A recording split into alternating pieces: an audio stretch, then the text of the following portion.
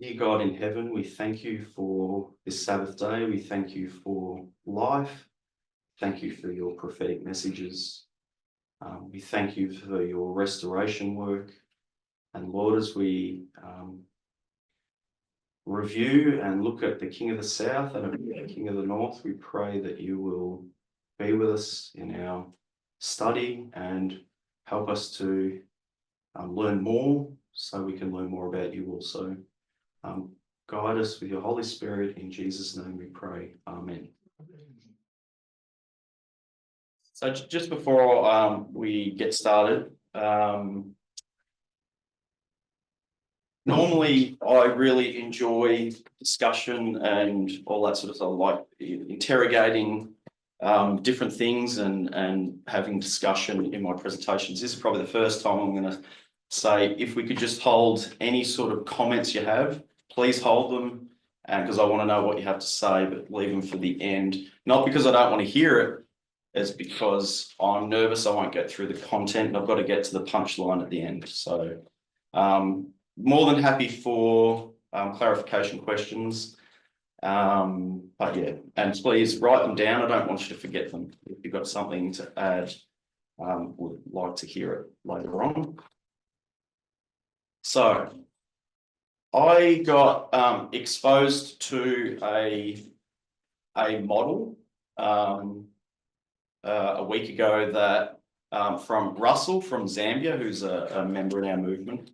And when I heard it, I thought it was a model that answered quite a few questions for people, and I thought it was valid. So what I did during the week, I wanted to actually go and check if it was. So I went back and reviewed a bunch of material from 2019 right through to now, and I've sort of put it all together to see if the model could stand up. And this is only like more of an intro to this area of study, and I think it's valid, and I want to explain, I guess, over 4 steps why I think it's something we need to consider and look at. So I'm going to start at the very start. This is all review that we're all aware of and we should have seen. So I just want to start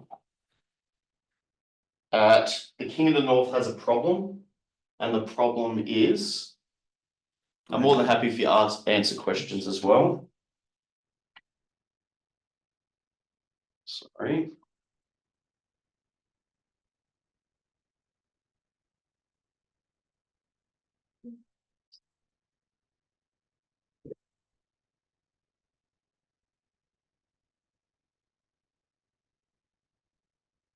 So the King of the North has a problem,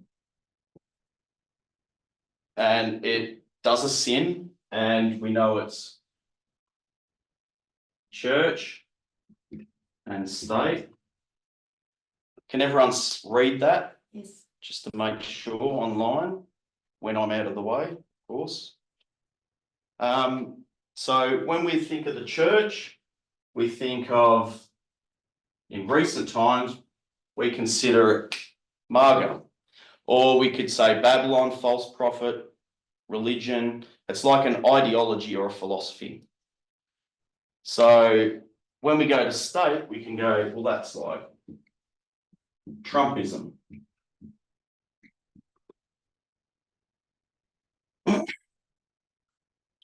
Okay. Now, so what we have here, we have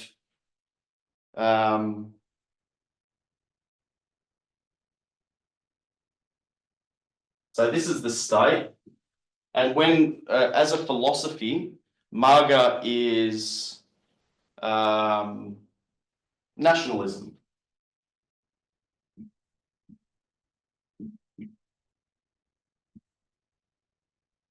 It's an ideology. So essentially, So I guess with Trumpism, we could also call it the Seventh Kingdom, the King of the North, the Dragon. We could call it those things as well. So I guess what I'm saying is, if we were to consider so Trumpism is the state, so the church is nationalism. So the point here is that the sin is state nationalism. So you've got the government and you've got the philosophy driving that government. So you've got, if I use sexist language, we've got the woman riding the beast. So we've got nationalism, the ideology of Margaret riding the beast. So that's nothing new, that's review. And so we've got the sin. So sin equals state nationalism. Okay.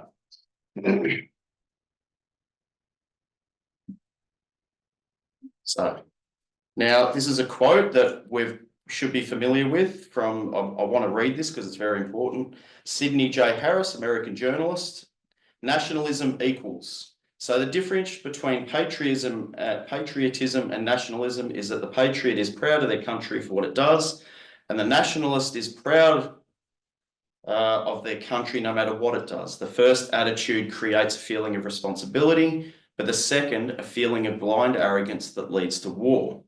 So patriotism is proud of a country's virtues and eager to correct its deficiencies. So if it identifies problems in its past or present, it's happy to acknowledge it and try and fix it.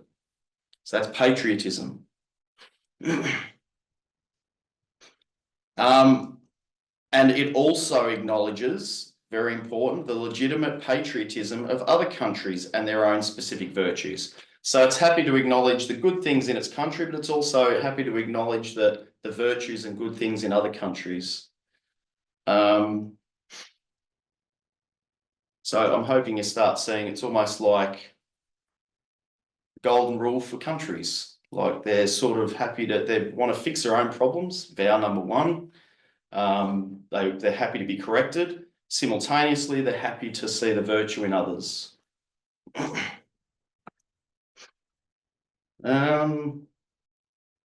Okay. The pride of nationalism, however, trumpets its country's virtues. So it acknowledges the good things within it and denies its deficiencies, doesn't acknowledge its problems, so can't be corrected. Which we go to vow number one. That's one of the primary problems that differentiate your ability to go through the reform line. If you can't get corrected, you can't continue on the reform line. So here's what nationalism does. It doesn't acknowledge its problems, its deficiencies. And simultaneously, so that's internal, but how does it treat others, other countries? While it is contemptuous toward the virtues of other countries, it wants to be and proclaims itself to be the greatest. But greatness is not required of a country, only goodness. So you got two models, two ideologies, patriotism. So I'm hoping you can start seeing already nationalism leads to unilateralism, where the country only considers itself and that's it. Okay. So there's a big difference between patriotism and nationalism. So we've broken down this. So we've got nationalism. All right. So we've got nationalism here. That's on one side. We've got patriotism on the other side. So let's go to nationalism, start again, versus patriotism.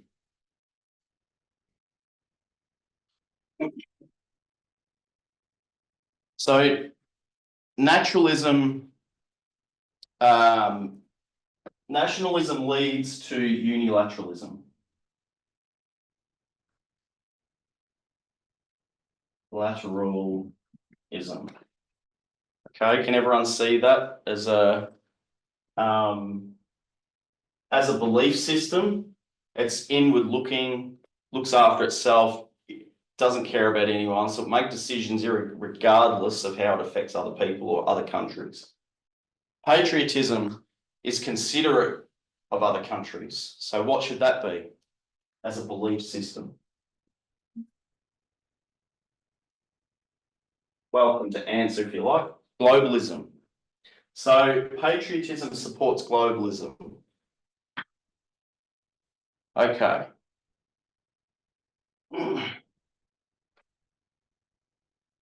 So these are ideologies. Sorry. Let me start that part again.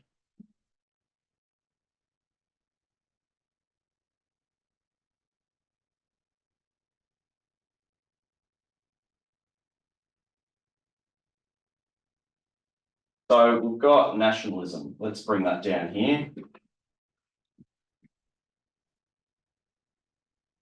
Nationalism and globalism. These are the two things that the glorious land has been battling with from day one. Over these two belief systems, these ideologies, these models. And what we call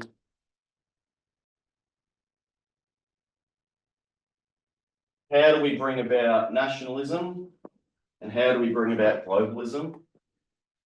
How do you bring about nationalism? That's unilateralism. How do we bring about globalism? It's multilateralism.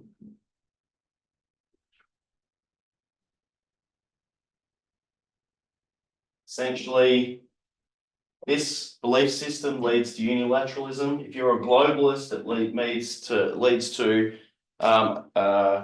being able to address global issues or take advantage of global issues as a group of countries coming together and addressing, as an example, something like climate change. Is it possible to address climate change with this belief system? Not really. Whereas, you know, if the world runs on this model, you can have hundreds of countries coming together and start addressing the issues. And if I considered, say, Ian Bremmer,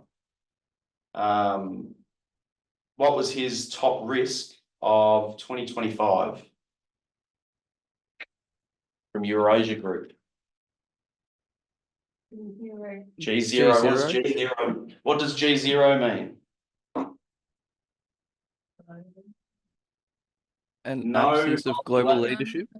Yeah, so we've got no multilateralism because all of a sudden there's no countries coming together to address global issues because of the US going into unilateralism. So it's cause and effect.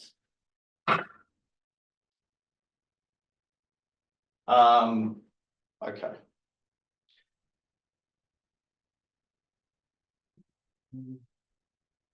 Yeah, so no multilateralism to come together to address global issues or take advantage of opportunities.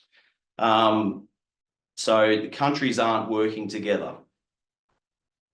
I know they're trying to, but when you've got the leader of the world stepping into that, it creates a void because they were doing that.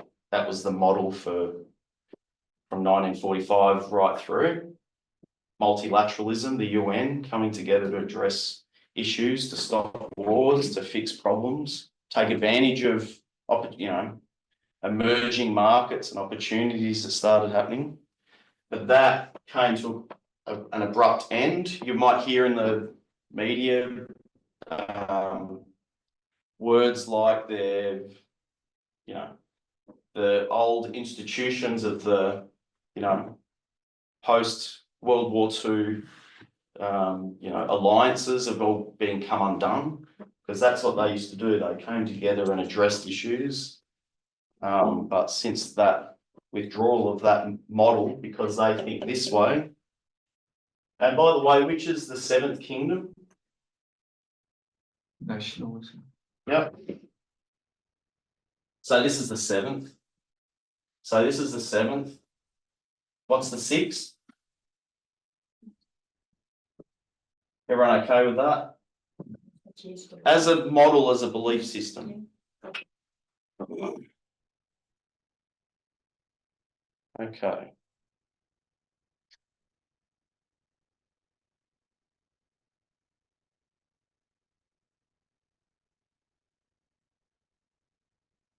So what happens? Globalism recognizes the problem, and multilateralism provides a solution. That's when they come together. So it's like, this is the belief, but this is how do you actually do it?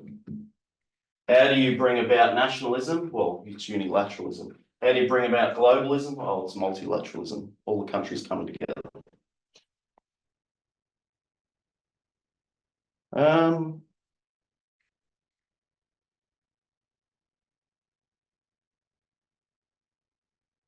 I might read this. Globalism is an ideology, it's a worldview, it's the idea that the world is interconnected economically, culturally, politically. It's often emphasizes open borders for trade and for the free movement of people and the integration of economies and societies. So globalism and nationalism are ideologies, and multilateralism is how all the different countries interact, how they work together through institutions and agreements. And that's an example is the Paris Climate Accords. Okay.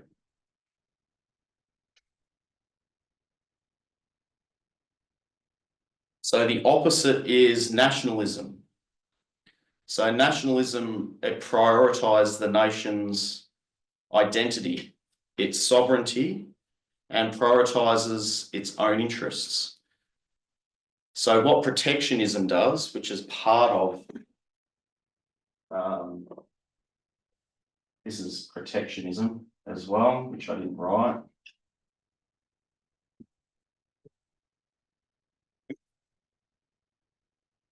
What protectionism does is it prioritizes its own economy. So they both focus on its independence and its own strength.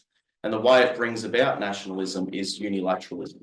So this country is for itself. It's inward looking and will do anything it wants to build itself up, to strengthen it, to make it more prosperous, even if it's at the expense of economies around them, other countries, etc. So it basically does things on its own. And an example of unilateralism is Bush Jr.'s invasion of Iraq in 2000, after 2001. So it did that irrespective of the consequences and the effects it had on other countries.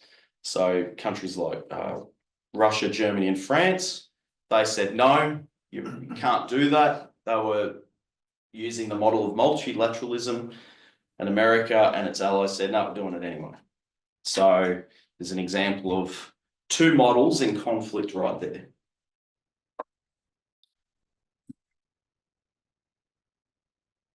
Okay.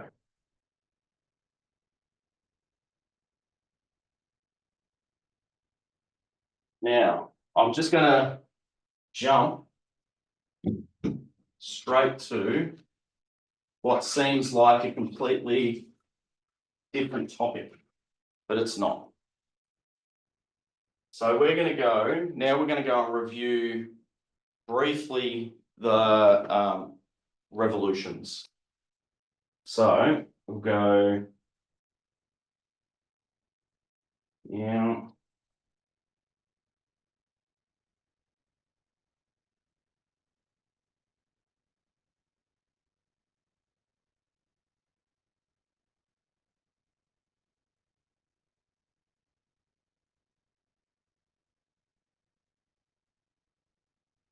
This is the counter revolution.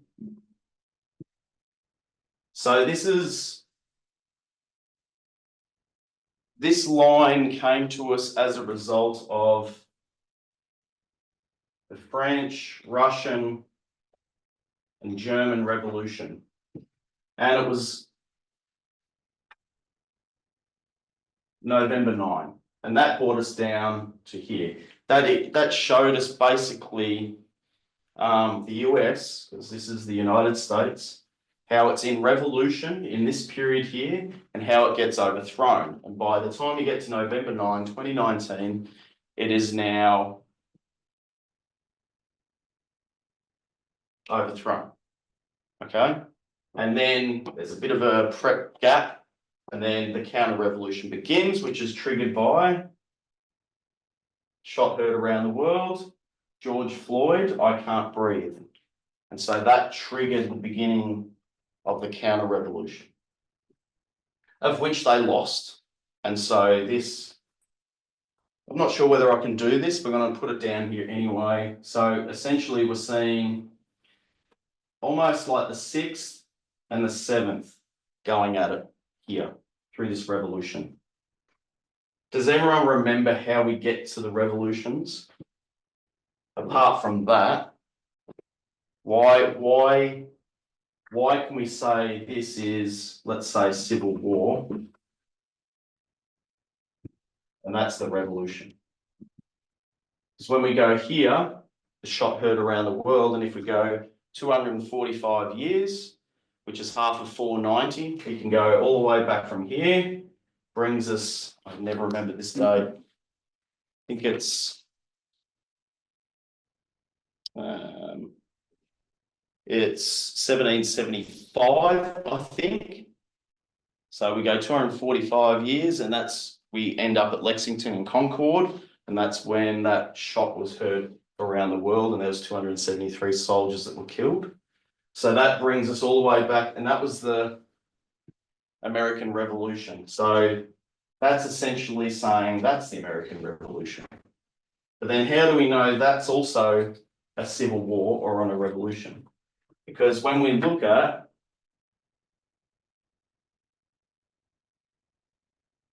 this is here, right? So that's that one. That's pointed us back to this one, which is the revolution. What's the next revolution?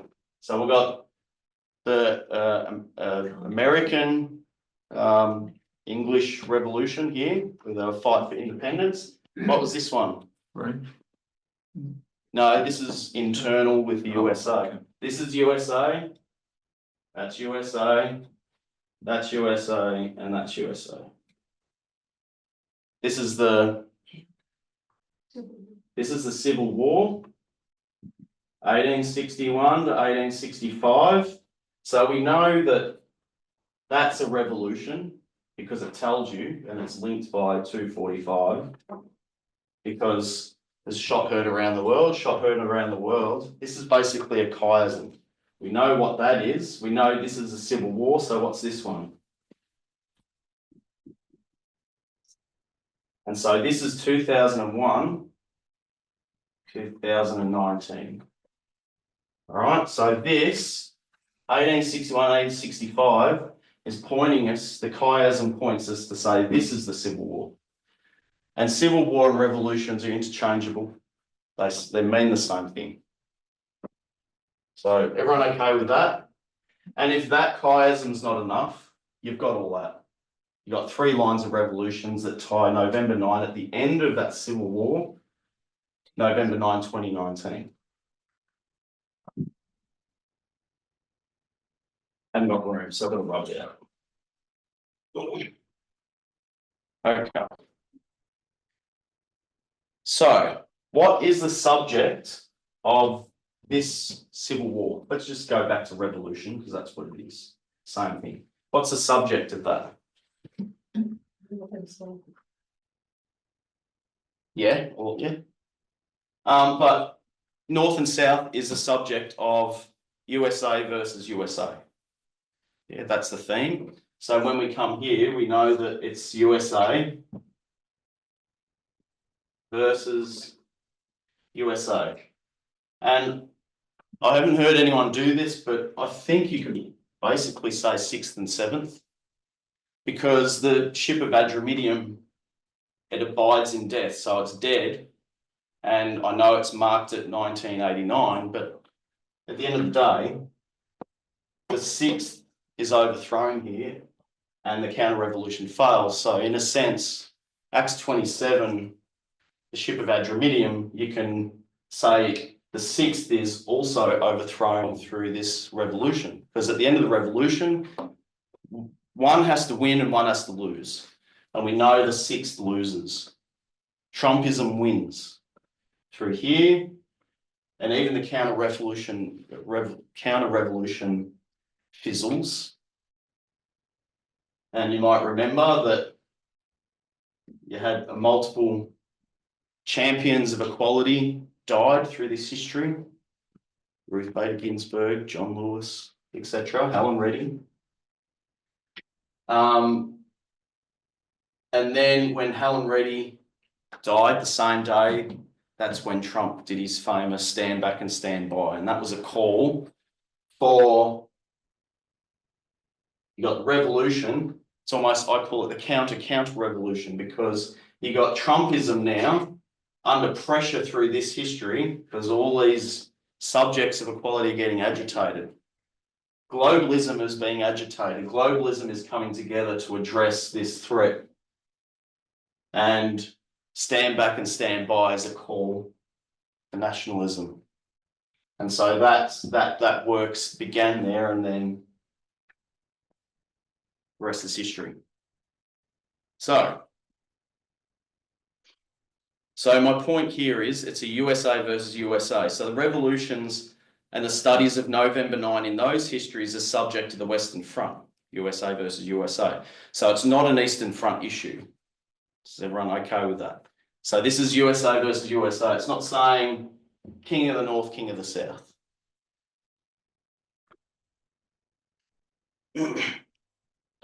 It's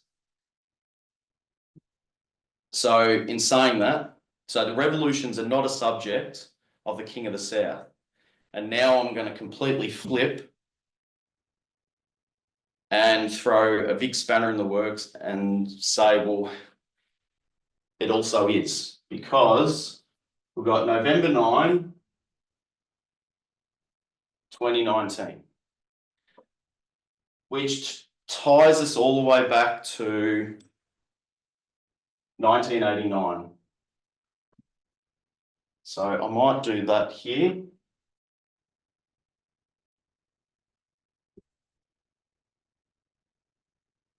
So essentially we've got 1989 and 91. Got 2001. 2019.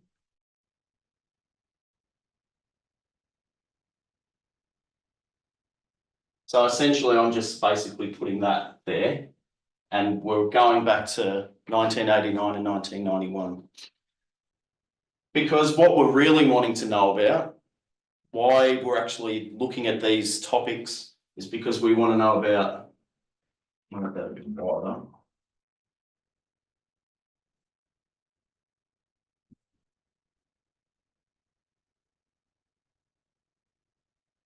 know what's going on here. So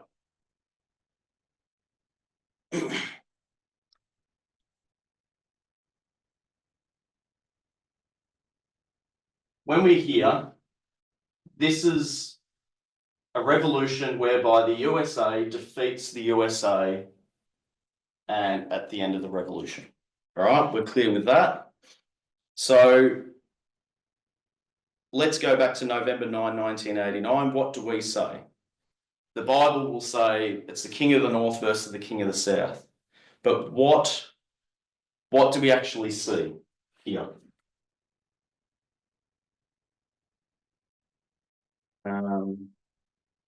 So what do we see in 1989?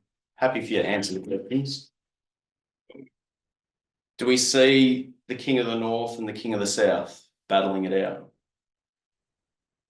See Russia fall apart. Yes, so Graham said you see Russia falling apart from the inside. So what that's basically saying, so here we know it's the USA. USA versus USA. When we come back here, what do you see? 1989, is the USA in there encouraging the people to push that wall over? You're in there with their hammers? No. So what you see is the Soviet Union versus the Soviet Union. What do we call that? Civil war. It's a revolution. So we've got a revolution, a revolution, a revolution. And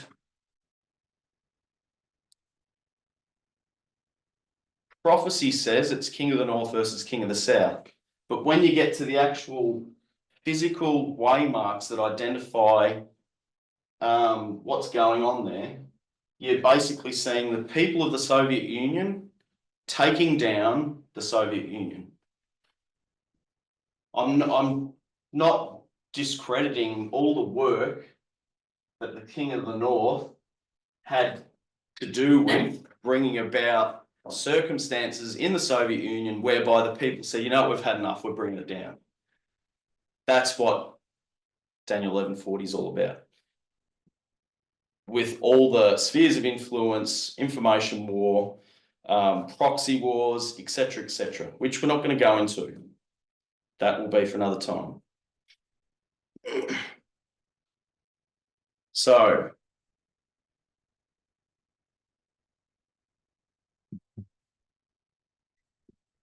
we know that the King of the North is here. So I guess what I'm saying is, we know that this is the King of the North versus the King of the South. All right?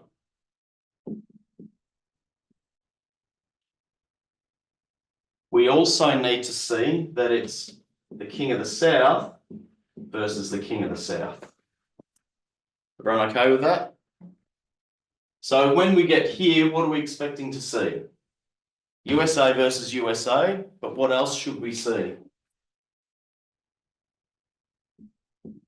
I'll say, yeah, King of the North versus King of the South. And Elder Tess made an interesting comment here. You know how we've got, she talks about two-dimensional and three-dimensional. Two-dimensional, like what we see on this whiteboard, is you can see the revolutions and we can see, oh yeah, that revolution, the German, French and Russian, oh yeah, that equals the American Revolution. All good. But the complexity begins when you start having 2 or 3 or 4 different stories running simultaneously at the same time. And that's what this is. You've got USA versus USA running through here. But you've also got King of the North versus King of the South running through here. And so it's like you've got a line, not above it, but behind it. And that's the complexity that we have to deal with. And that's what Elder Tess, I think, spent a long time trying to explain to us, that when we've got different stories or models that they sort of stack behind. And what she says is that if you just focus on the story of USA versus USA, you're missing, you can't have a comprehensive understanding of the history between 2001 and 2019. You also have to go behind that line and see the other events to fully understand what's going on here. You also need to see the King of the North versus King of the South. Is everyone okay with that? Internal politics, external politics.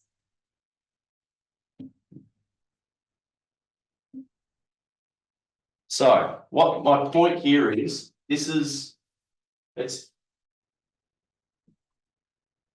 got USSR versus USSR. That's one of the things we have to consider in this 3D model. It's not just Daniel 1140, it says King of the North versus King of the South. Well, that's the primary one that we're looking at, but we're going to look behind that and see also, oh, hang on, it's an internal thing going on, because that's actually what marks the external events. It's the internal revolution. And so here we've got internal. So what do we have to see here as one of the models that we have to consider? We have to consider what's going on the inside of Russia in this history, because remember, this is the deadly wound, this is the death. Just like this is the deadly wound, this is the death. What marked the death of the Soviet Union?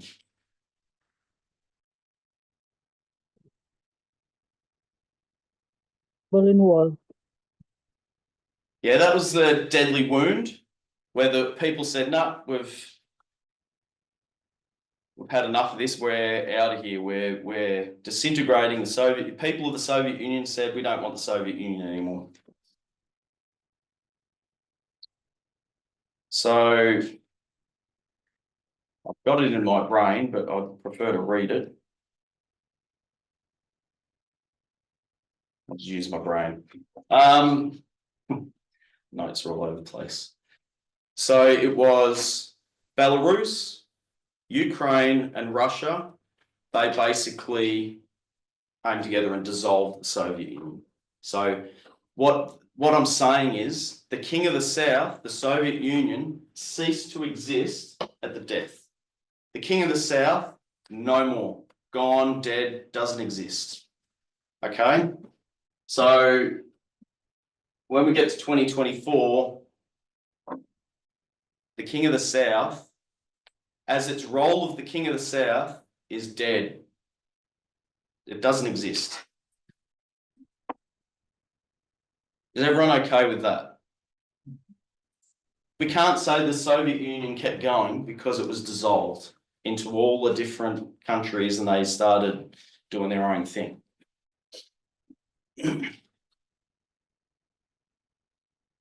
Okay.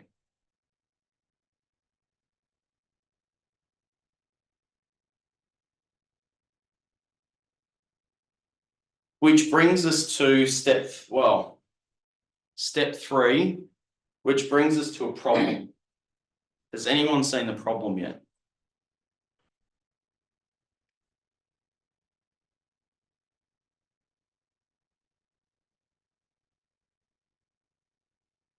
So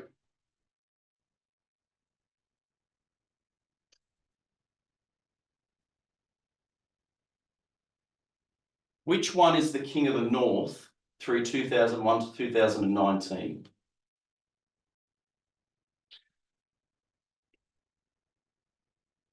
Which one represents the King of the North?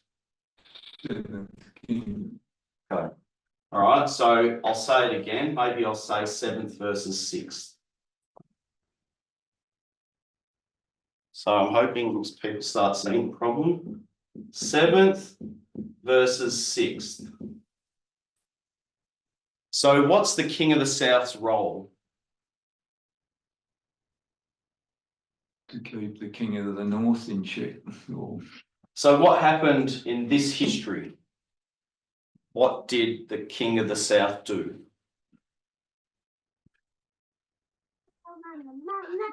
Support the king of the seventh king. Yes. Is that okay? I thought they're arch nemesis and they're enemies.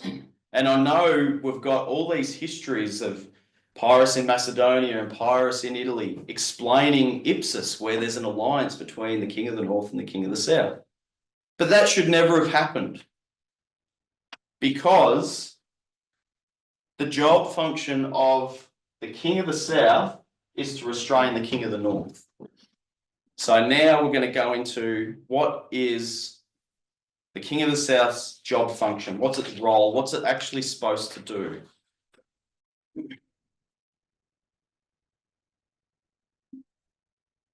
King of the South put the King of the North in power. It's a bit of, do you see the problem there, Molly?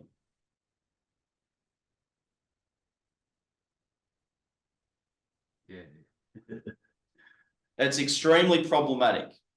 Yes, yes. Okay. So what is the job function of the King of the South? Who does it have a problem with? Hang on, what am I saying here? What does it have a problem with, and who does it have a problem with? So the King of the South has a problem with the King of the North. The job function of the King of the South is to restrain, well, is it the Sixth Kingdom or the Seventh Kingdom? Everyone's answered that. It's to restrain the Seventh Kingdom. Seriously. What is the King of the South fearful of? What does the King of the South hate about the King of the North? Why it actually rises up and fights? You knew about like that. Yeah. And this is all stuff that we've reviewed for years. All right. So if we go back, I'm gonna read some quotes now. So we're going to go back into this history here, and I'm going to read some quotes, things that we all should trigger our memories. So the primary question is, the King of the South has a problem. What is it? And the biggest problem the King of the South has, the biggest fear, is USA's unilateralism. And we're going to prove that through all this history right now. Just to make sure that we know King of the South has a role, King of the North has a role. What's the King of the North's role? I want to rule everything. What's the King of the South's role? No, that's unilateralism. We don't like that. We want to restrain that behavior. So, and if unilateralism is the disease, what's the cure? Multilateralism. Multilateralism. So so unilateralism, the Seventh Kingdom, let's say its belief system of nationalism and its behavior of unilateralism is the disease. The cure is multilateralism. And so as we work through these histories, we should see King of the North behaving like a unilateralist, and we should see the King of the South behave like a multilateralist. So what did the King of the South say in December 7th, 1988, just here? This is leading up to the deadly wound. This was a speech by Gorbachev to the UN General Assembly. He advocated strengthening the central role of the United Nations and the active involvement of all members. What's that? Globalism. Gorbachev recognised one world economy and to end economic blocks. What's economic blocks? That's like economic segregation. We're over here, we're over here. So he wants to open that all up. What's that? Globalism. The use of force was no longer, or the threat of the use of force was no longer legitimate. What's that sounding like? He advocated pluralism, which is diversity within a political body and equal partnership. What's that sound like? All right, so the writing's on the wall. There's internal agitation, and I would say the King of the South is acknowledging that we're going from a bipolar world of two major superpowers to now we want to spread that power to everyone. We want to go to the UN. And where did Gorbachev end up in the end anyway? United Nations. Why would he bother going there when you think about it? He was concerned about the US unilateral role moving forward, and he wanted to encourage a broad coalition of globalism to keep that in check, even after the Soviet Union collapsed. So even after the King of the South is dead, he's still in there seeing the threat. Okay. They might not have heard John's answer. Sorry. They might not have heard John's answer. Oh, what was? United Nations. Yes, United Nations, yes. You can Oh. use that if you want. And this is where I guess it would trigger our memories that there was also a battle over the term New World Order, which has been the subject of countless conspiracy theories. But even between the King of the North and King of the South in that history, there was a battle over the narrative of what that even meant. And so, as you can understand, the King of the South's model of the New World Order is a multilateral coalition, a broad group spreading the power with the United Nations. Moving over to George Bush Sr.'s model of the New World Order, I just want to read what he said. Actually, before I read that, there was also just regarding the narrative of that history. In December the 2nd to the 3rd, there was a Malta conference in 1989, and Scowcroft, who was a chairman of, this is Bush Sr.'s chairman of the Foreign Intelligence Advisory Board. So Scowcroft and Bush, even at this Malta conference, they crafted a strategy aimed at flooding Gorbachev with proposals to catch him off guard to prevent the USA coming out of the summit on the defensive. Because they're still arguing over narrative. Now that Gorbachev's coming out saying all this stuff, everyone's going, oh. And so it's causing an information fight over, well, who are the good ones here? King of the South. Well, and so they had to, even just with the narrative of the New World Order, that just the argument over what that actually meant was a war of information as well, trying to get both their narratives out. So the USA said, That's a good one. so this is Bush's September 11, 1990 speech. So we're still here. He said, the New World Order is good for global partnership. So that sounds good. But there is no substitute for USA leadership. That's starting to go, oh, that sounds okay, but oh, hang on, there's no substitute for United States leadership. So what began with superpower cooperation, a commitment of US strength such that it can lead the world toward the rule of law. So this was the intent, rather than the use of force, went from a bipolar world, King of the North, King of the South, then to US power as a global policeman, and the second UN as a global judge and jury. Questions arose, will the US be willing to put its own military under international leadership? So now there's questions like that coming up. So, if you're genuinely really multilateral, well, let's put the US Army over here do you think they were prepared to do that? And so it started, the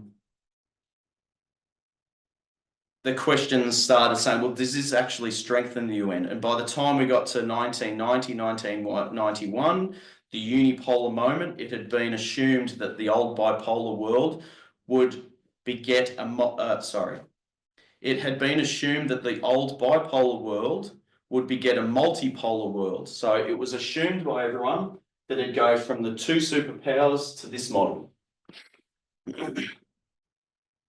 The immediate post-Cold War or world is not multipolar, it is unipolar. The center of the world power is an unchallenged superpower, the United States, attended by its Western allies. So it had good language, but there was telling moments along the way where it turned unipolar or unilateral. So can everyone see that at the beginning of our reform line in 1989 to 91, you see a battle between the King of the North and the King of the South, and they've both got an ideology that they're working to. So now we go to this history. 2001, a terrorist attack on US soil led to global war on terrorism. An invasion from USA into Iraq began on March 20, 2003, based on conspiracy theories of weapons of mass destruction. That was thought that Iraq supported and supports Al-Qaeda, who were responsible for the September 11 attacks. And it's, from their perspective, it's unthinkable that weapons of mass destruction could be handed to terrorists to continue their assault on US soil. That was their fear and their model.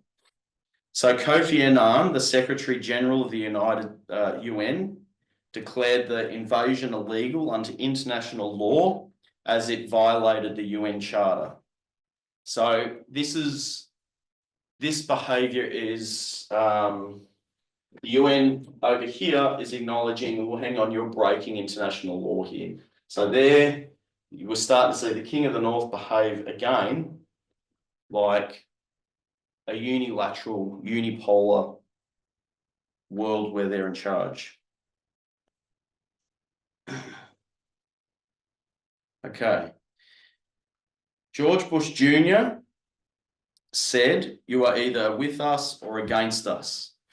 And so France, Germany, and Russia were from the outset publicly opposed to the US-led war and became increasingly outspoken in opposition to the invasion. So what did multilateralism say? Kofi Annan, Russia, Germany, France, they said, no. So this is what Putin said.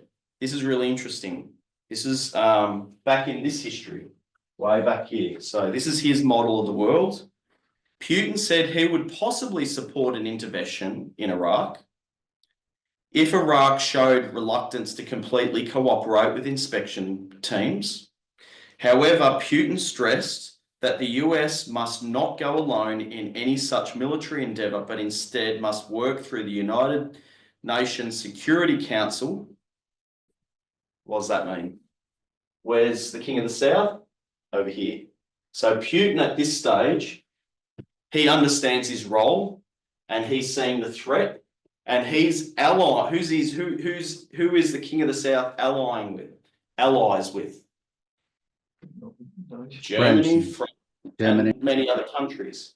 So you can, against the King of the North, or the USA, behaving in a unilateral way. So I'm suggesting that the King of the South in this history understood its role. Didn't help them much, but they understood their role. In this history, I would say at the beginning, Putin understood his role. Because look at the behaviour. His view was this, in a way, and he used multilateralism to try and restrain this coalition of the UN.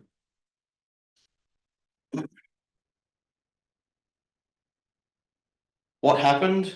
The US did it anyway, unilaterally, with some support from allies like the UK and Australia against the UN Charter. So they broke, as Kofi Annan said, they broke the UN Charter and did it anyway. So what was Russia's position in 2001 to 2004? The world order must be multilateral, not unilateral. So the king understands the threat. The King of the South understands the threat and is trying to address the issue. Let's go to 2007. So we're all okay through here. Now we get to 2007, about here somewhere. Munich Security Conference. In 2007, Putin spoke for, this should be familiar with this because we should have heard this before, but it's too important to not repeat. In 2007, Putin spoke for 30 minutes and for 30 minutes accused the US of creating a unipolar world. Is he correct? Yes. Yep. Putin criticised what he called, by the way, I'm not defending Putin's behaviour, just so you know, this is more a prophetic understanding of their roles. But from the King of the South, at this point, he's understanding the threat and he's doing the right thing, as from the King of the South. Accused the US of creating a unipolar world. Putin criticised what he called the United States' monopolistic dominance in global relations and its almost uncontained, hypertrophied use of force in international relations. The speech came to be known, especially in Russia, as the Munich speech. He said the result of such dominance was that no one feels safe, because no one can feel that international law is like a stone wall that will protect them. Okay. So he's basically summarising that, well, what's to protect anyone? If they can behave in a unilateral way, none of us are safe. They can just do whatever they want. If they see something, they're just going to behave in a way that doesn't consider anyone else but themselves, and it's going to destroy the global landscape.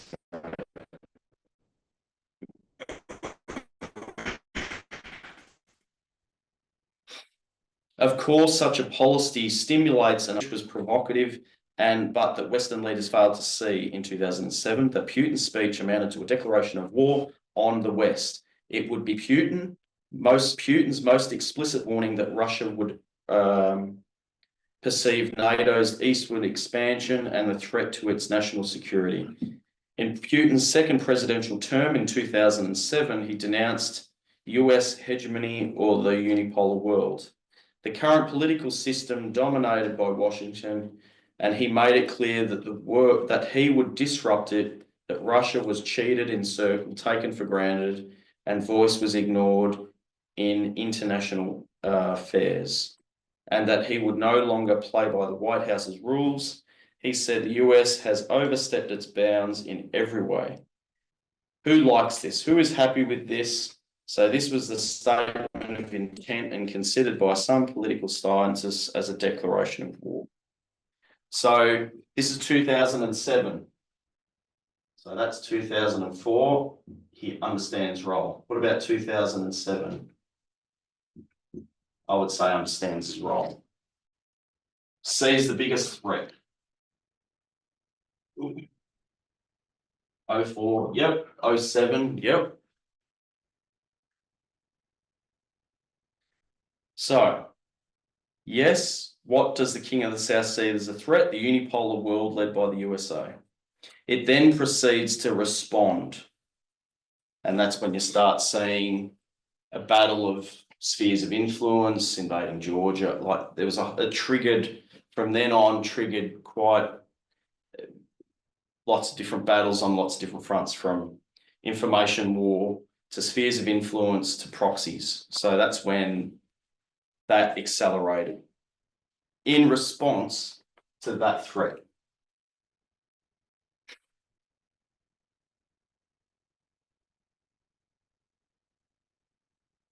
So so far we've seen the King of the South's role is to restrain the King of the North and to fight unilateralism. So we know that through here we've got a battle of the 6th and the 7th Kingdom, and we've already identified that the 7th Kingdom is the unilateral kingdom and the 6th Kingdom is the multilateral kingdom. So who is the King of the South supposed to support? So like Russia, like Germany and France in this history, Putin should have acknowledged the threat and allied with the 6th Kingdom to restrain the 7th. But what happened? Hated them. Yes. So if we go to say Piracy Macedonia. In 303, you see the alliance of Demetrius and Pyrrhus. I think Pyrrhus was 17 years old. This was like, and that represents 2014. So here we are at 2014, and we're prophetically, we see an alliance between, and I'm not going to go into events. This is just an overview, a brief summary. So in 2014, there is a prophetic alliance between Pyrrhus and Demetrius. So King of the North, King of the South come together. So something happens. So in other words, somehow Putin's picked this side and not this side. So something happened between 2007 and 2014. And I'm going to suggest that the thing that happened in this history was the Libyan civil war. And Elder Tess spoke about that quite a bit.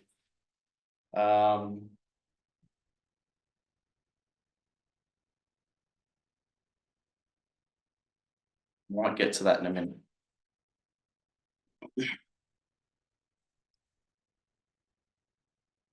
We'll get to that in a minute. But I guess what I'm saying here, we've got a shift between here and here, which I've already told you what I think it is. And who remembers what happened? You had a coalition of the United Nations, NATO, the US, supporting the rebels against Gaddafi and the government's, Gaddafi's government troops. Gaddafi was killed, and that had reportedly had a massive impact on Putin. So what he, and when you look back, who was the, even though it was sort of support, technically it wasn't directly attributed to the US, who was the global face of Gaddafi being killed? Who remembers what she said? She said, we came, we saw. Who? I'll repeat. You're going to repeat Hillary it. Clinton. Yes, Hillary Clinton. Yes. So the global, and this stuck with Putin when Hillary Clinton, I would say, laughed and said, we came, we saw, he died, which has historical context as well that goes back into Roman times, which I won't go into. But that, so she became, when Putin saw that, and his death was broadcasted globally, everyone could see him die. And that's what was reported. And when he saw that, that changed Putin. And so from then on, I think, this is my thinking, I think that that changed his, I think it twisted his, I don't know how to say it.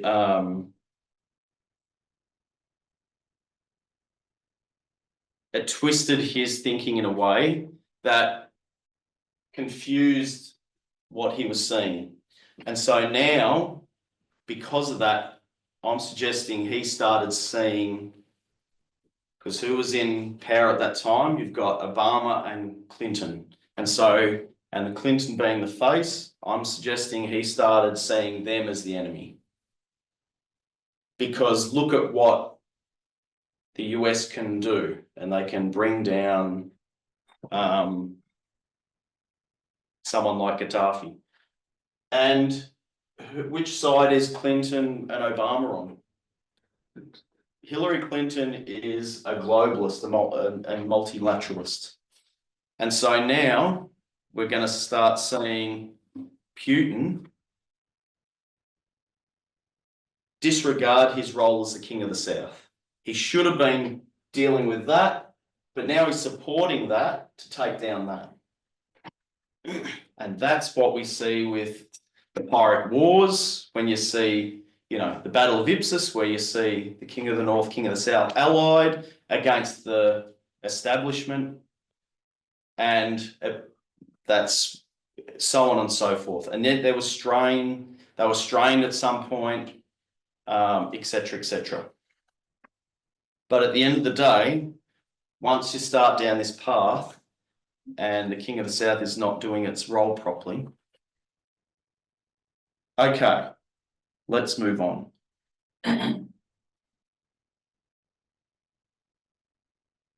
So the King of the South, so that Putin has picked the wrong side. He has helped bring the 7th unilateral power kingdom to power. Which one should have he been supporting? We know the 6th, the globalist power. So Putin failed as the King of the South. So once he started down this path, he can't sort of come back.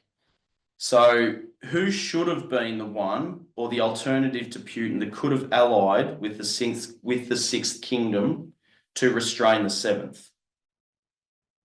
And I'm suggesting that is Alexei Navalny. Now, I haven't read his biography yet, but his book is called The Patriot. So from what I am learning and what I've read from him thus far, he would sit on this side of the issue. And so he's a patriot, he's a multilateralist in his thinking. So from this history moving forward, the King of the South is derelict in its duty. Prophetically, it's not doing its job function.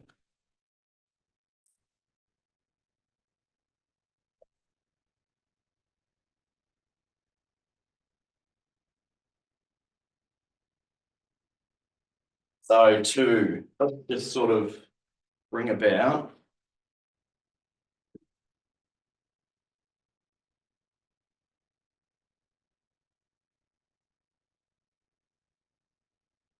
so let's just sort of summarize what we've done so far. We've got 1989. Who was in power?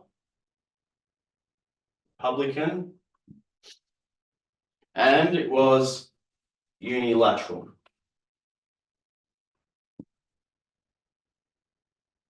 Did Gorbachev see the threat? Yeah.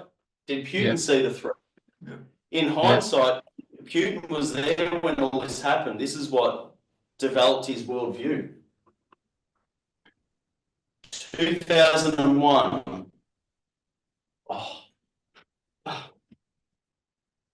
Who was in power? Weekends. And it was unilateral. Did Putin see the threat? Oh. Yep. Yep. 2016.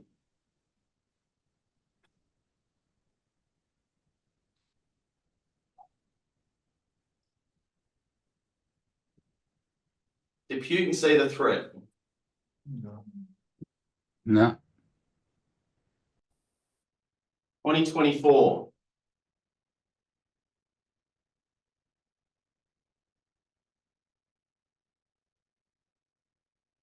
Putin see the threat.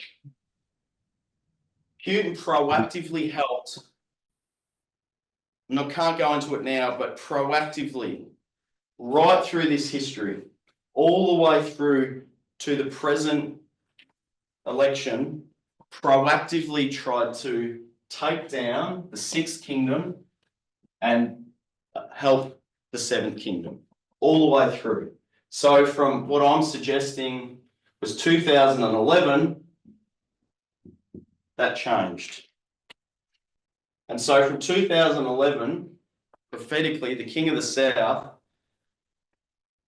should have been someone else because he can't go back. He doesn't go back.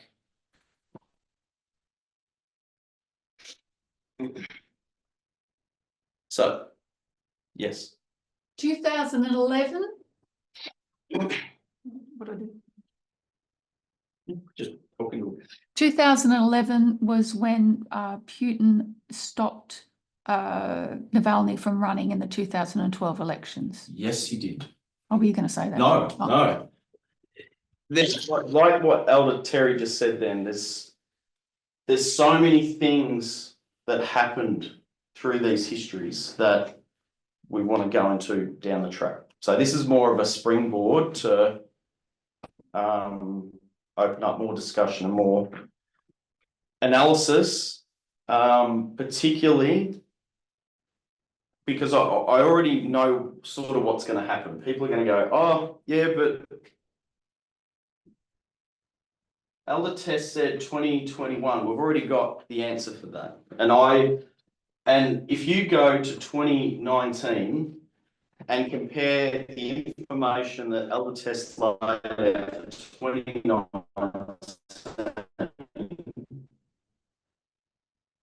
in so many different areas and so many different threads of 2019, it was unbelievably comprehensive.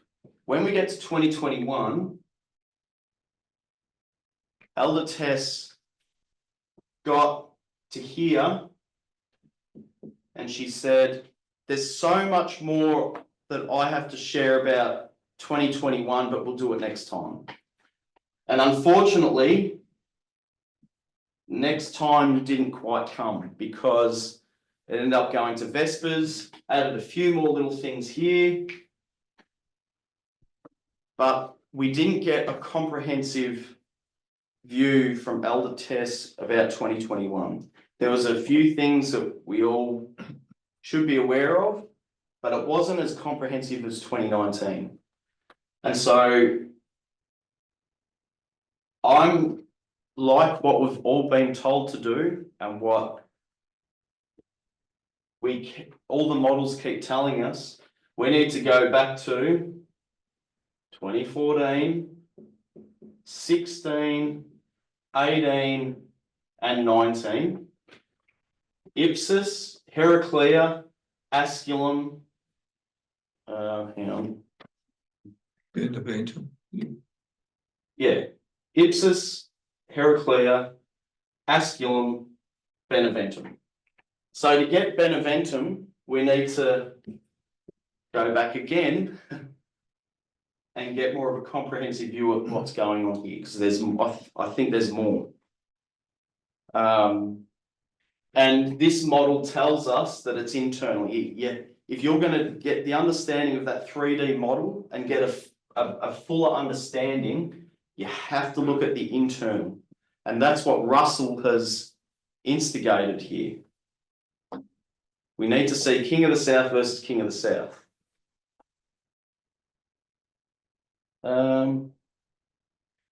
Okay. Putin failed as King of the South. Who would have succeeded? Navalny. Why? Because he's a patriot. He wanted a normal Russia. The model shows that the King of the South would have allied with the 6th to restrain the 7th. Instead, the King of the South allied with the 7th to bring down the establishment, or the 6th. Navalny was the King of the South solution. He was a human rights activist and started the Anti-Corruption Foundation in 2011 as well. He was chairman of Russia of the Future from 2019 to 2021. And after multiple poisonings, but the last poisoning that we know of in 2020, after he recovered in January 2021, he returned to Russia, was jailed, and in 2022, jailed for 2.5 more years.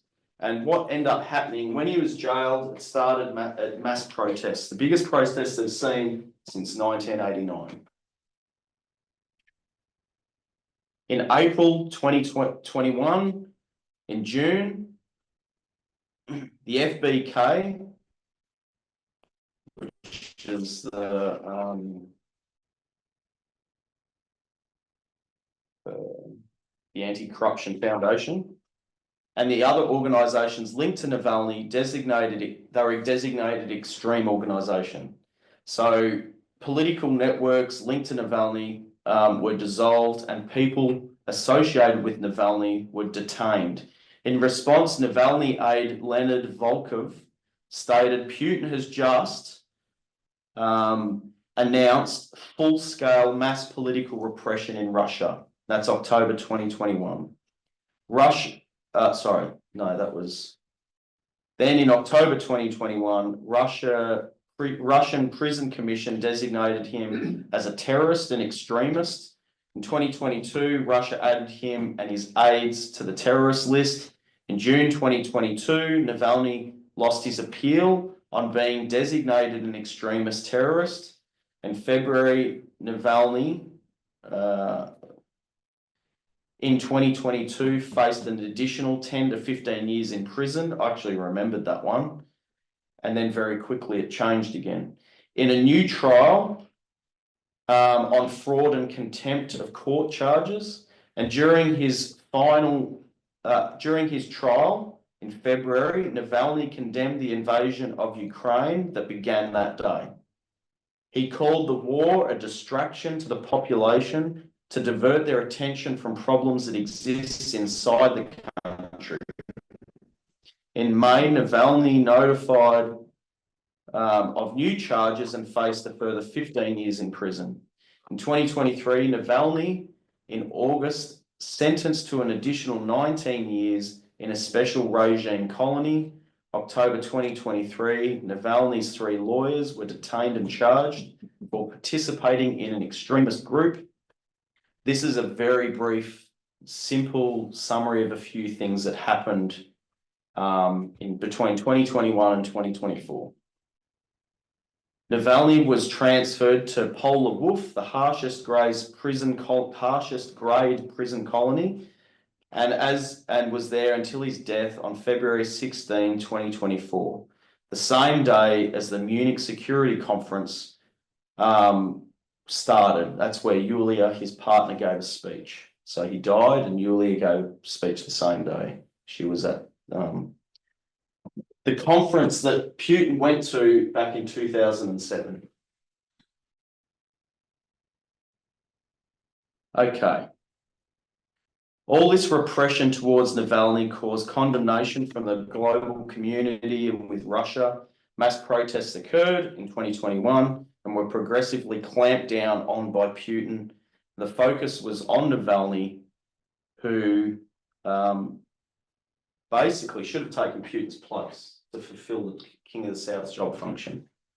But prophetically, we know that the King of the South had other ideas because of what piracy in Macedonia, piracy in Italy, World War II, all these things tell us how the King of the South will behave with the King of the North. And what's interesting, I think, when in Elder Tessa's, there was a presentation in the middle of Vespers where she talks about what could have been. She retrospectively went back and reminisced of what it should have been. It should have been Hillary Clinton in power. And she laid out how it should have happened. And you could say the same for Russia. You could say, what should have happened? What should have happened to stop this seventh kingdom?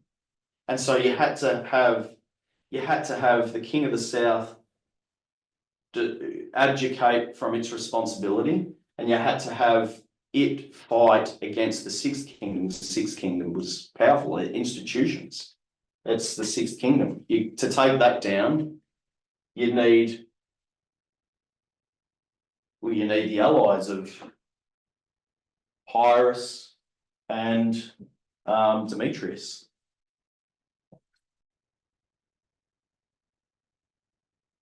Okay.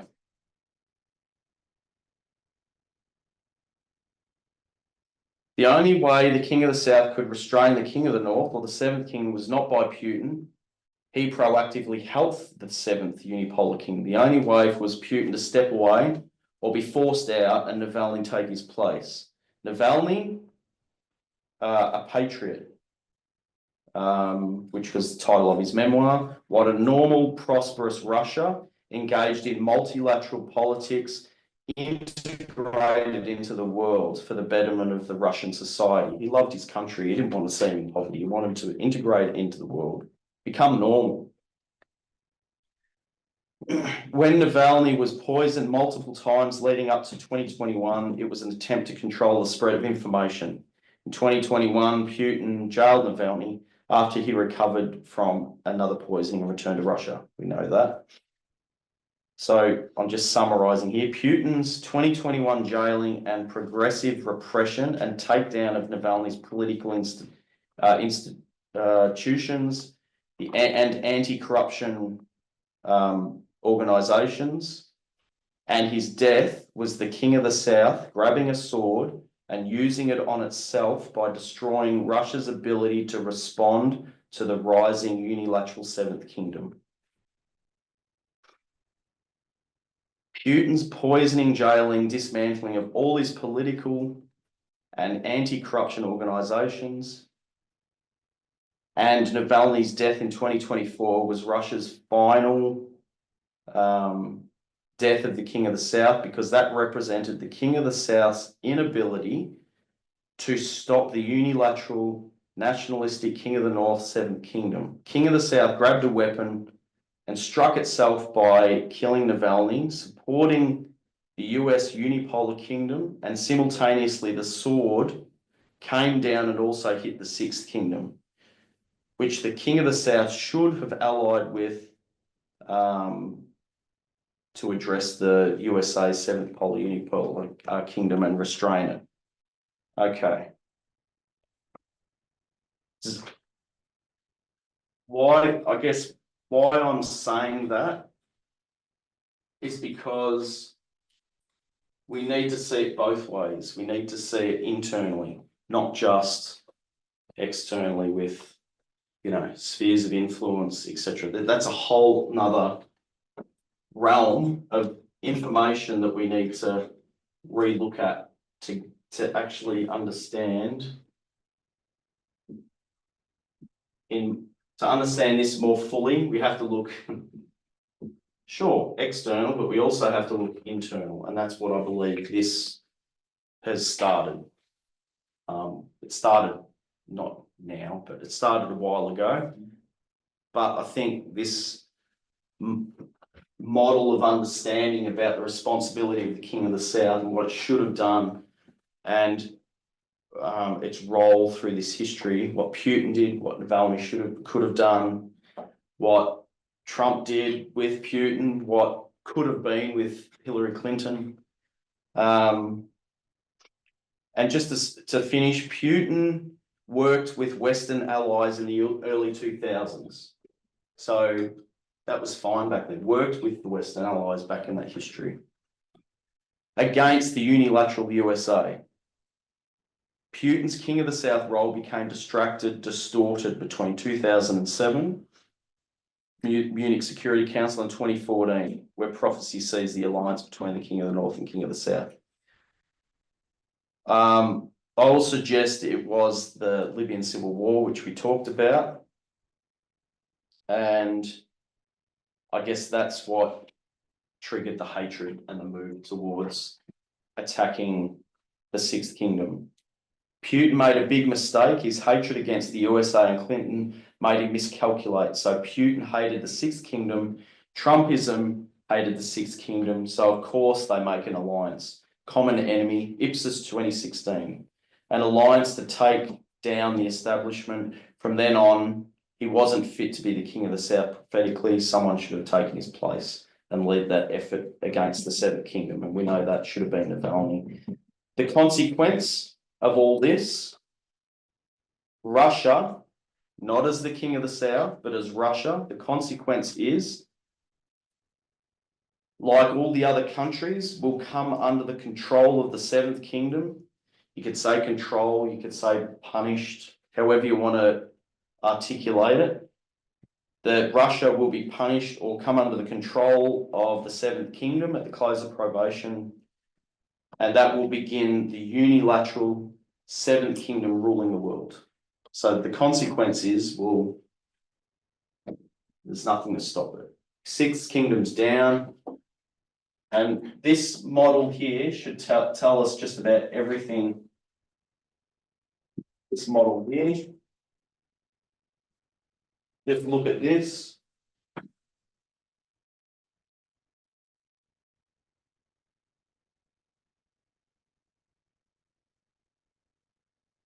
Where do we get this from? Acts 27. 6th, 7th, simultaneously. Oh, we could say King of the South. Should have been multipolar, taking down the 7th. As you can see, King of the South with the King of the North took down. There's nothing to stop the 7th Kingdom's rise. You've taken yourself. Oh.